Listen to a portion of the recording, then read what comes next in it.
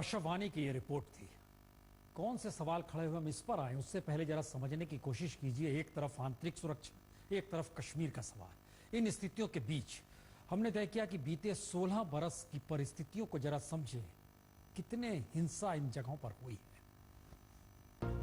देश के भीतर का सच यही है, कश्मीर में आतंकवाद, नॉर्थ ईस्ट में उग्रवाद, तो मध्य भारत में नक्सलवाद। और बीते 16 बरस का सच यही कि कुल 45,469 लोगों की मौत हो चुकी है। कश्मीर में 21,063 मौतों को बांट दिया जाए तो 5,262 नागरिक मारे गए, 3,335 सुरक्षाकर्मी शहीद हो गए, 12,466 आतंकवादी मारे गए।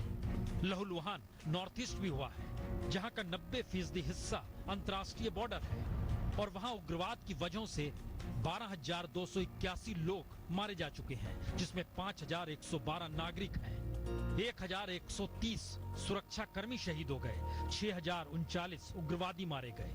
वहीं नक्सल प्रभावित छत्तीसगढ़, झारखंड, बिहार, उड़ीसा, महाराष्ट्र, आंध्र प्रदेश और तेलंगाना के 35 जिलों में बीते 16 बरस में 12,125 लोग मारे जा चुके हैं, जिसमें 4,900 नागरिक गरीब, पिछड़े, आदिवासी, किसान रहे हैं। 4,628 माओवादी मारे जा चुके हैं और देश के भीतर की हिंसा से जूझते 2,500 से ज्यादा सुरक्षाकर्मी मारे जा चुके हैं।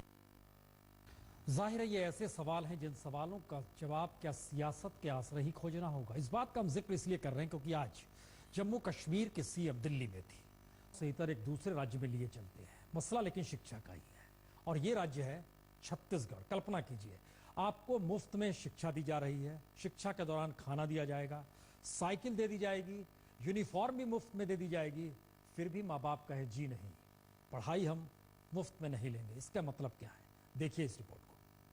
हार्डवेयर वालों की सोच क्या होती है, हार्ड वर्क वालों की सोच क्या होती है, ये देश ने देख लिया।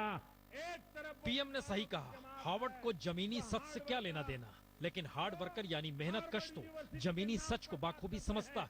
एक और गरीब माँ का बेटा है जो हार्ड वर्क के द्वारा देश की अर्थनीति बदलने पर लगा हुआ है। भाइयों, तो अगला सवाल यह भी कि फिर छत्तीसगढ़ जैसे राज्य में भी कोई अपने बच्चे का नाम हिंदी वाले सरकारी स्कूल में क्यों नहीं लिखाना चाहता, क्योंकि छत्तीसगढ़ तो हिंदी राज्य के तौर पर ही जाना जाता है। लेकिन उसका नायाब सच यह है कि मुफ्त शिक्षा, मुफ्त यूनिफॉर्म, मुफ्त साइकिल, मुफ्त खाना, सरकारी स्कूल में सब कुछ देने की मुनादी राज्य सरकार ने कर रखी है। बावजूद इसके कोई माँ बाप अपने बच्चों का एडमिशन वहां नहीं कराता और हर कोई निजी स्कूल की तरफ देख रहा है, क्योंकि वहां पढ़ाई अंग्रेजी की होती है। और आलम यह है कि इस नए शैक्षणिक सत्र में दाखिले की जो 1 मार्च को ही रिपोर्ट सामने आई, उसके मुताबिक शहरों के सरकारी स्कूलों में सिर्फ 22%, तो ग्रामीण इलाकों के सरकारी स्कूल में महज 40% एडमिशन हुआ। यानी एक तरफ स्कूल के नाम पर सिर्फ इमारत दर इमारत ही पूरे राज्य में है, लेकिन उसके भीतर बच्चे पढ़ने क्यों नहीं जाते, जबकि सब कुछ फ्री और पढ़ाई बिल्कुल नहीं। जी, राज्य में आलम यह है कि 54,000 शिक्षकों के पद रिक्त पड़े हैं। तो जब शिक्षा की नहीं है तो पढ़ाई होगी नहीं, और जब पढ़ाई नहीं होगी तो लोग जाएंगे क्यों। और जिसके पास भी थोड़े से साधन हो गया वो प्राइवेट स्कूल की तरफ जाते हैं, अंग्रेजी स्कूल पढ़ाने जाते हैं। कोशिश कर रहे हैं कि क्लास 1 से, प्राइमरी से ही उनको मैथ्स के लिए और इंग्लिश के लिए किट दिया जाए ताकि हमारी गुणवत्ता में भी सुधार हो।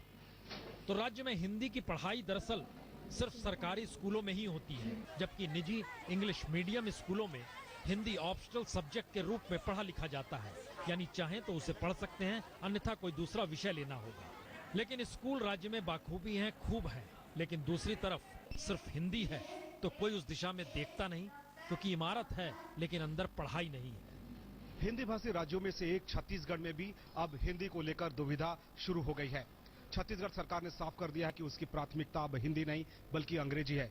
लिहाजा अंदेशा जाहिर किया जा रहा है कि भविष्य में इस राज्य में भी हिंदी को लेकर अच्छा खासा बखेड़ा खड़ा हो सकता है।